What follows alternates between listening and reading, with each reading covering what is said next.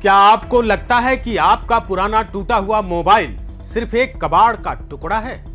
क्या आप जानते हैं कि जिसे आप भंगार वाले को चंद रुपयों में बेच देते हैं, वो मोबाइल 7 समंदर पार बैठे किसी हैकर के लिए सोने की खान हो सकता है? बिहार एसटीएफ ने एक ऐसा खुलासा किया है जिसे सुनकर आपके पैरों तले की जमीन खिसक जाएगी।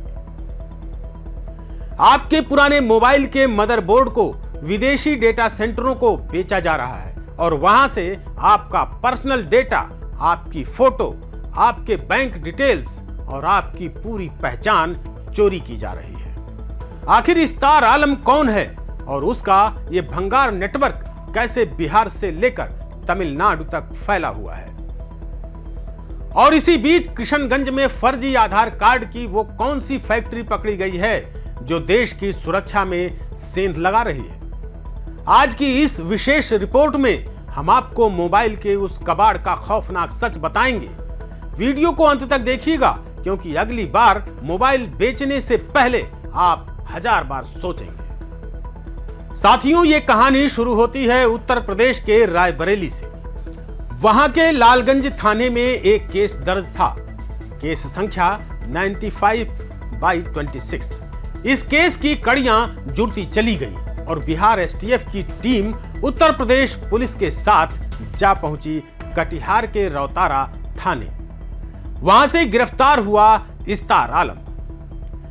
इस्तार आलम पहली नजर में तो वो एक साधारण कबाड़ व्यवसायी लगा, लेकिन जब उससे पूछताछ हुई तो एक ऐसे रैकेट का पर्दा उठा जिसने पुलिस के भी होश उड़ा दिए। इस्तार आलम सिर्फ कटिहार में नहीं बल्कि हैदराबाद, तमिलनाडु और दिल्ली जैसे बड़े शहरों से अपने सहयोगियों के जरिए पुराने मोबाइल मंगवाता था। इन मोबाइलों को तोड़कर उनके मदरबोर्ड अलग किए जाते थे और फिर शुरू होता था असली विदेशी खेल। सिर्फ फैक्ट्री रीसेट करना काफी नहीं है। तकनीकी जानकारों का कहना है कि डेटा रिकवरी को रोकने के लिए मोबाइल को कई बार ओवरराइट करना पड़ता है। लेकिन सबसे सुरक्षित तरीका यह है कि आप अपना पुराना मोबाइल किसी रजिस्टर्ड ई वेस्ट सेंटर को ही दें जो उसे आपकी आंखों के सामने नष्ट कर दे। इस्तार आलम जैसे लोग इसी अज्ञानता का पूरा फायदा उठाते हैं। वो आपसे मोबाइल कचरे के भाव खरीदते हैं और हैकर्स को उसे सोने के भाव बेच देते हैं। यह एक ऐसा अदृश्य अपराध है जिसका पता आपको तब चलता है जब आपका बैंक अकाउंट खाली हो जाता है या आपकी कोई निजी फोटो इंटरनेट पर वायरल हो जाती है। आपने अक्सर गलियों में सुना होगा, पुराना मोबाइल दे दो, बर्तन ले लो, या पुराना मोबाइल बेच दो, हम इसे मामूली कबाड़ समझते हैं। लेकिन इस्तार आलम जैसे शातिर दिमाग वाले इसे सोने की खदान मानते थे। इस्तार का नेटवर्क इतना फैला हुआ था कि वो फेरी वालों को कमीशन देता था ताकि वे खास तौर पर ऐसे पुराने स्मार्टफोन लाएं जिनका मदरबोर्ड सही सलामत हो। जैसे ही ये मोबाइल कटिहार पहुंचते, इनके हार्डवेयर को बड़ी सावधानी से अलग किया जाता। इस्तार आलम सिर्फ एक कबाड़ी नहीं था बल्कि वो एक डेटा ब्रोकर की तरह काम कर रहा था।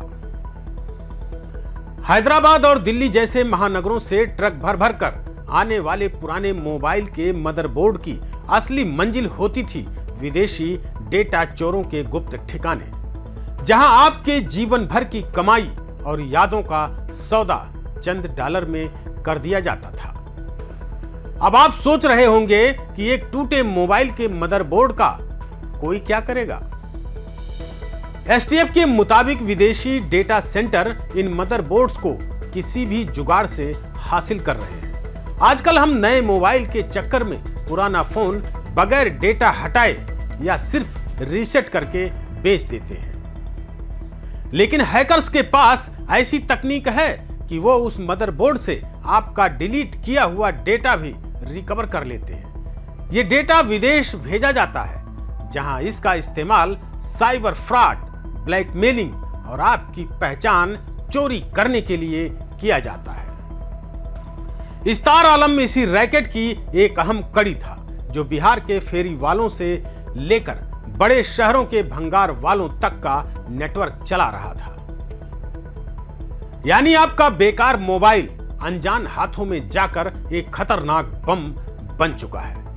अब एक तकनीकी बात समझिए जो हर मोबाइल यूजर को जाननी चाहिए। हम अक्सर सोचते हैं कि फैक्ट्री रीसेट कर दिया तो सब साफ हो गया, लेकिन यही हम सबसे बड़ी गलती करते हैं।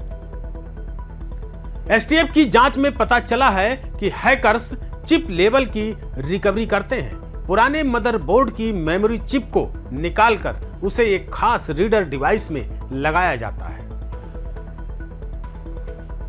ये विदेशी डेटा सेंटर डिलीट की गई फाइलों के डिजिटल निशानों को फिर से जोड़ देते हैं। आपकी बैंकिंग डिटेल्स, पासवर्ड्स और यहां तक कि आपकी पर्सनल चैट्स भी उनके पास पहुंच जाती हैं। इस्तार आलम इसी तकनीक का फायदा उठा रहा था। वो जानता था कि बिहार के लोग मोबाइल कबाड़ में फेंकते समय उसकी चिप के भीतर छिपे इस खजाने को नहीं पहचानते। ये एक ऐसी अदृश्य लूट है जिसमें बिना आपके घर में घुसे आपकी पूरी पहचान चुरा ली जाती है। अभी पुलिस डेटा चोरी के इस खेल को समझ ही रही थी कि किशनगंज से एक और चौंकाने वाली खबर आ गई। बांग्लादेश बॉर्डर से सटे टेढ़ा गाछ इलाके में फर्जी आधार कार्ड बनाने वाले एक अंतरराष्ट्रीय गिरोह का भंडाफोड़ हुआ है। पुलिस ने मनोहर कुमार शर्मा नाम के एक शख्स को गिरफ्तार किया है, जो अपने घर में ही आधार कार्ड की फैक्ट्री चला रहा था। पुलिस ने वहां से 400 लोगों के नाम के अलग अलग आधार कार्ड बरामद किए हैं। Laptop, thumb scanner, fingerprint scanner और मॉनिटर, यानी पूरा सेटअप तैयार था। 57 प्रकार के दस्तावेज जब्त किए गए हैं। सोचिए बॉर्डर वाले इलाके में फर्जी आधार कार्ड बनना कितनी बड़ी सुरक्षा चूक हो सकती है। क्या इन कार्ड्स का इस्तेमाल घुसपैठियों के लिए किया जा रहा था? पुलिस अब इसकी तह तक जाने में जुटी हुई है। डेटा चोरी के इस खेल के बीच किशनगंज के टेढ़ा गाछ में जो मिला वो और भी डरावना है। बांग्लादेश की सरहद के पास मनोहर कुमार शर्मा का ये फर्जी आधार केंद्र सिर्फ एक जालसाजी नहीं, बल्कि एक बड़ी सुरक्षा चूक है। पुलिस ने वहां से 400 फर्जी आधार कार्ड बरामद किए। जरा सोचिए, एक फर्जी आधार कार्ड के जरिए कोई भी संदिग्ध व्यक्ति सिम कार्ड ले सकता है, बैंक खाता खुलवा सकता है और यहां तक कि सरकारी योजनाओं में घुसपैठ कर सकता है। फिंगरप्रिंट स्कैनर और थंब स्कैनर का मिलना यह बताता है कि यह गिरोह बायोमेट्रिक डेटा के साथ भी छेड़छाड़ कर रहा था। पुलिस अब इस बात की जांच कर रही है कि क्या इन फर्जी कार्ड्स का इस्तेमाल सरहद पार से आने वाले संदिग्ध लोगों को भारतीय पहचान दिलाने के लिए तो नहीं किया जा रहा था। एसटीएफ ने एक बहुत बड़ी चेतावनी दी है। आजकल महंगे और लेटेस्ट मोबाइल के शौक में युवा पीढ़ी हर साल फोन बदलती है। पुराने मोबाइल को कबाड़ में बेचना या सामान की खरीद बिक्री वाले धंधे में दे देना बहुत आसान लगता है, लेकिन याद रखिए, अगर आपने अपने मोबाइल का डेटा पूरी तरह सुरक्षित तरीके से वाइप नहीं किया है तो आप खुद अपनी बर्बादी को दावत दे रहे हैं। अनजान हाथों में पुराना मोबाइल देना एक बड़ा रिस्क है। बिहार और उत्तर प्रदेश की ये संयुक्त कार्रवाई बता रही है कि डिजिटल इंडिया के इस दौर में डेटा ही सबसे बड़ी करेंसी है और अपराधी इसे लूटने के लिए किसी भी हद तक जा सकते हैं।